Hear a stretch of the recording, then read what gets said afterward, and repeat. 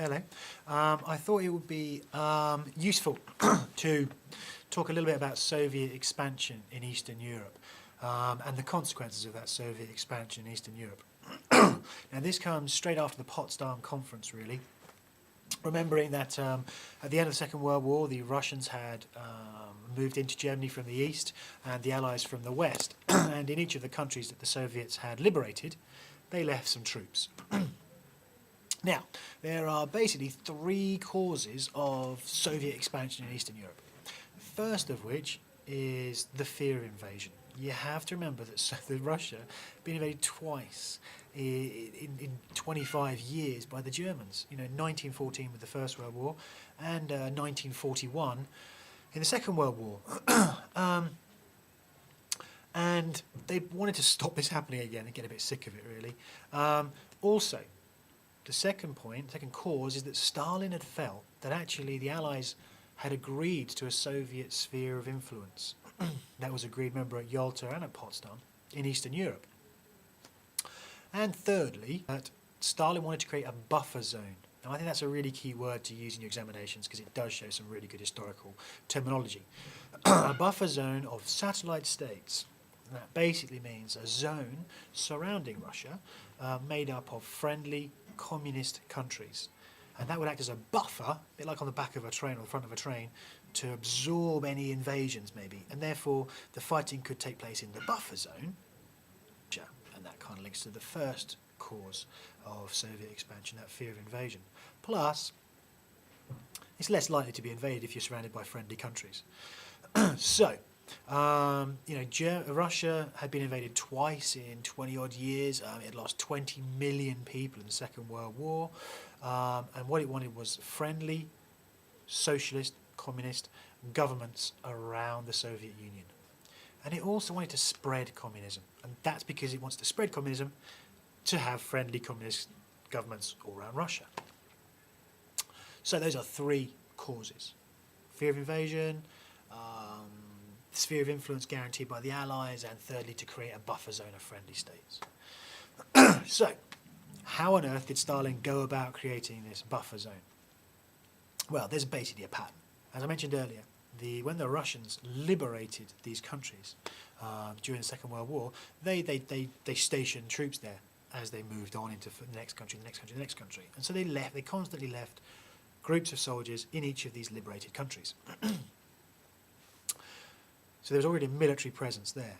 And then the second thing they did is they set up coalition governments. Now, a coalition government is a government made of different political parties. So you may have communists and liberals and maybe conservatives or nationalists. And they share power, very much like we have in the UK at the minute with the conservatives and the liberals. The third thing was, once the communists were in the coalition government, the communists took certain key jobs. They took over the civil service. Sorry, looking the wrong way into the webcam. The civil service, the media, but by far the two most important areas they took over were security, i.e. the police, and defence, i.e. the army. And that now meant that actually they had some force, some power within the countries. The fourth thing they did was they used their jobs as civil servants and in security, the police, and in defence to arrest opposition leaders on various trumped-up charges. And then they held brand new elections straight afterwards. But the thing is, those elections were rigged so that the communists won. And it could be rigged so that outside the polling booths were Soviet soldiers all locked and loaded and intimidating.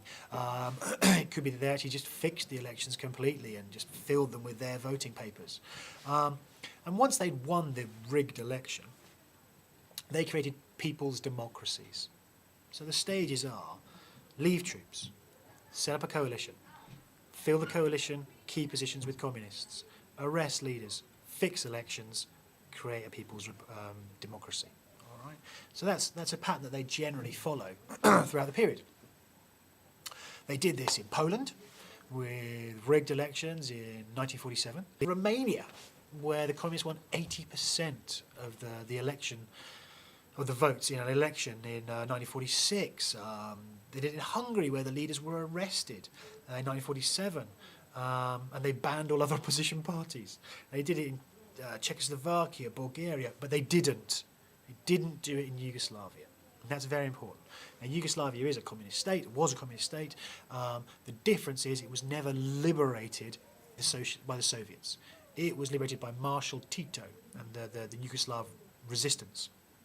And as a result, there was no Soviet presence in Yugoslavia. Quite important to know that. It's a bit of the odd one out of Eastern Europe. So we've had a look at the causes of Soviet expansion, why Stalin wanted to do it, and we've had a look at how the Soviets did this. So the third thing, obviously, is the results of Soviet expansion. Now, funnily enough, Britain and America were a little bit worried by this Soviet expansion. It certainly wasn't what they'd envisaged when they said that Stalin could have a sphere of influence. They kind of figured he'd have a little bit of influence, not absolute control, not total domination of Eastern European states. Second thing is that Truman, who's the new president of America, remember, saw it as a blatant attempt by the communists to spread communism throughout Europe. Okay, to spread communism. And finally, Stalin felt that he could only guarantee the support of his neighbours if they were Soviet-controlled governments.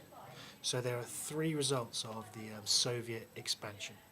Can I suggest you rewind this, make a few notes on it, make some cause, event, result card. Hopefully that clarifies a little bit for you. Please don't forget some of the key terminology. You have buffer zone, satellite states, rigged elections, occupation with Soviet troops, liberation of Eastern European states from Nazism, coalition governments and key positions being filled by communists, and the effects, the different view of what a sphere of influence actually is. Okay, hope that's been helpful. Bye-bye.